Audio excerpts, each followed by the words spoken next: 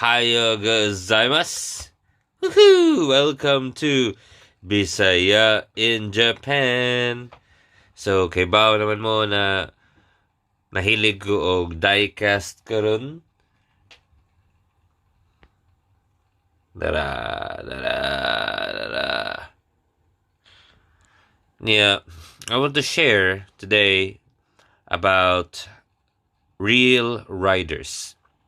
Mo ni siya ang ganang Hot Wheels Premium. Actually, akong ganahan i-collect jud ang Liberty Walk ra. Kani sila. Nasa kong layo. But nakoy migo, kasi dude, nindot ang real riders. So, unsa mo na? Sige, testingan ako. So, today, this video is about Hot Wheels Premium Real Riders. Bisaya in Japan. Don't forget to like and subscribe.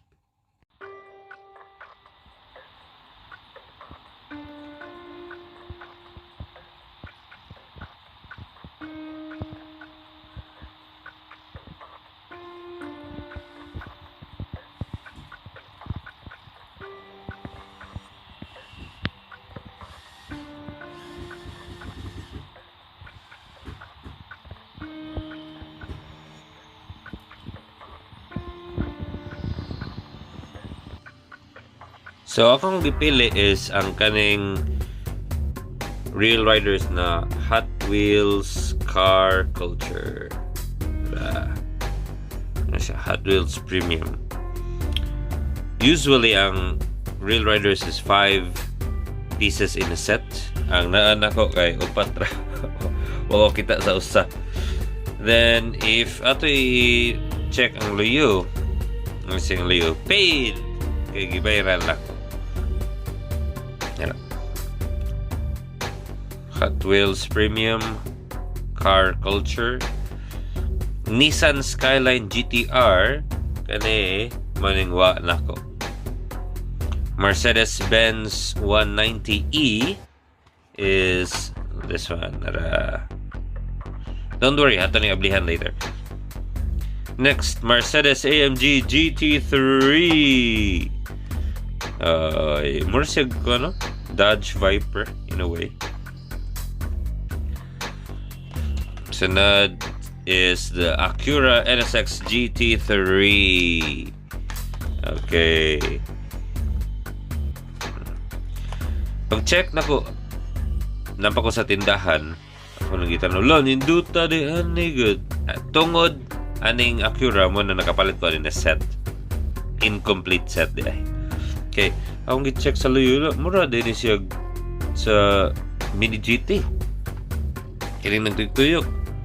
Okay, if ato tanaw, tama, iyang taillights kay really separate, dili siya painted. Headlights, di siya painted. So, nindot siya detail. Compared sa normal na Hot Wheels, muna siyang standard na Hot Wheels. Ano yung taillights? So, same color sa body headlights. So, dull. Very dull. But, ang Hot Wheels Premium is different. Kay, abin akong different. Kay, abin akong separate din siya. Muna siyang sa Mini GT. But, I was mistaken when I took a closer look. And last one di ayo kanay siya ang Audi R8. Last one sa set. Wadyo ko yung Nissan Skyline. Okay, ato di silang ablihan para makita na to tarong unsay details niya compared sa normal na Hot Wheels and sa Mini GT. This is the Liberty Walk Candy Red. Let's open this up, guys. And I have to say, mas nindot siya tanahon without plastic na nag-ali. Kung nag-ali ba ni, dili klaro. Okay, let's check the one by one the cars in detail. Butang sa tani din ang Liberty Walk. Okay. First, ato ni check first. is ang Skyline. Wa man tayo Skyline. So, number 2 is the Mercedes-Benz 190E. Oh! Naninilig. Mulihok din siya yung self. Kaya mulihok din yung self. Oh. Okay.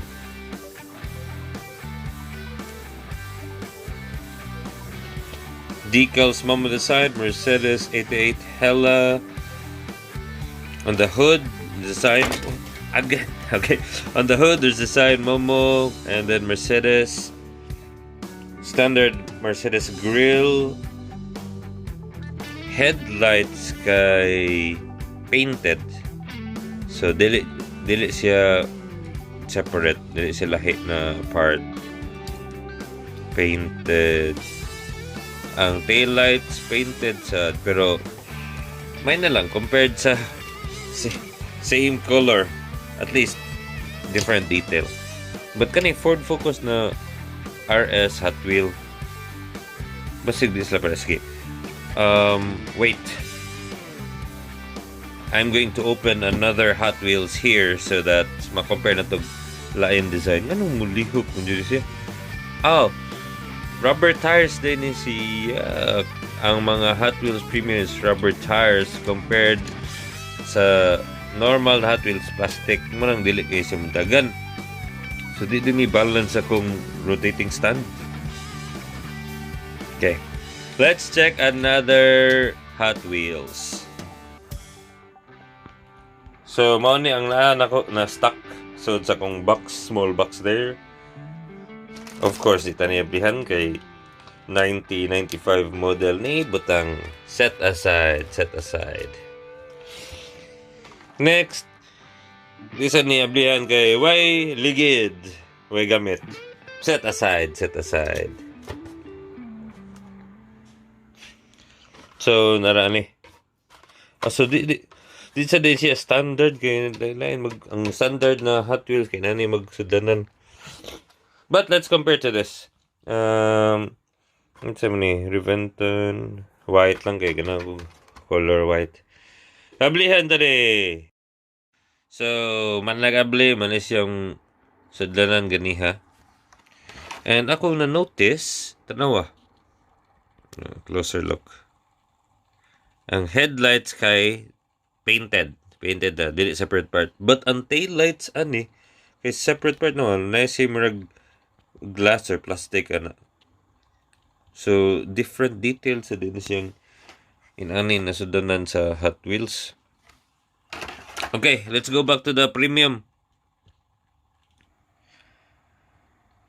Again, once more, the Mercedes-Benz 1200. Hay, salamat. Wa na natagak yun.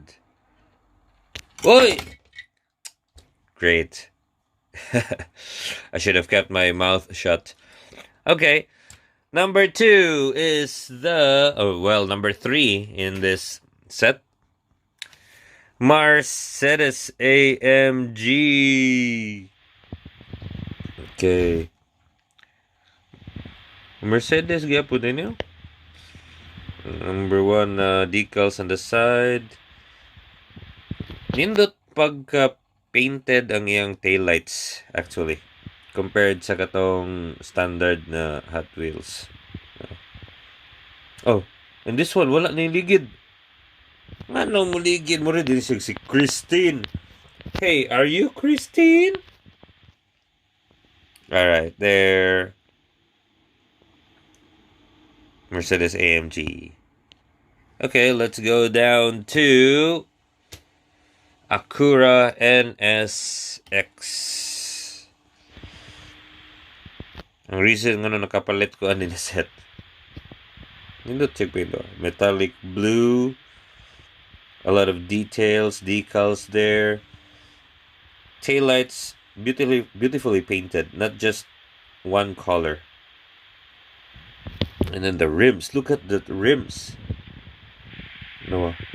Oh, shams. Beautiful. Beautiful rims. Okay, and number 5 of this set. Audi R8 LMS. Nandito to the grims. Same sa grim sa Acura NSX. Ano na to? Oh, same. They have the same rims. R8. Pare-pareha din siya sa sakyanan ni Tony Stark. Audi R8. Ang taillights sa dili nindot pagkapintal. Di pa, ang Acura may best tingali. Sige, ato i-compare ang 4. So these are the 4. Comparing its taillights. Closer look be there. Nindot sa tong first Mercedes na red.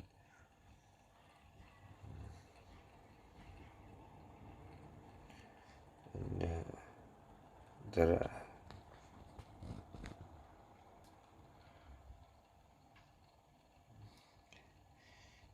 Okay. Ang headlights na sad. Nindot bitong grill, no? Mercedes grill is beautiful.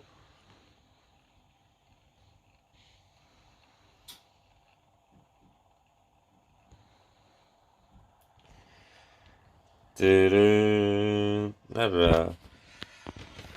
Wadyo ko kuha aning Skyline GT-R para ma-complete ang set. Okay. Personal opinion. My personal opinion. Compared sa standard na Hot Wheels, definitely 100% ang kaning Real Riders Premium layo na jud kayo. So, layo na jud kayo. So, if you have the budget, I would highly recommend go for the Hot Wheels Premium directly. Ay na lang mo palit itong standard. Diretso na mo sa Real Riders. Okay, nindot kay siya detail.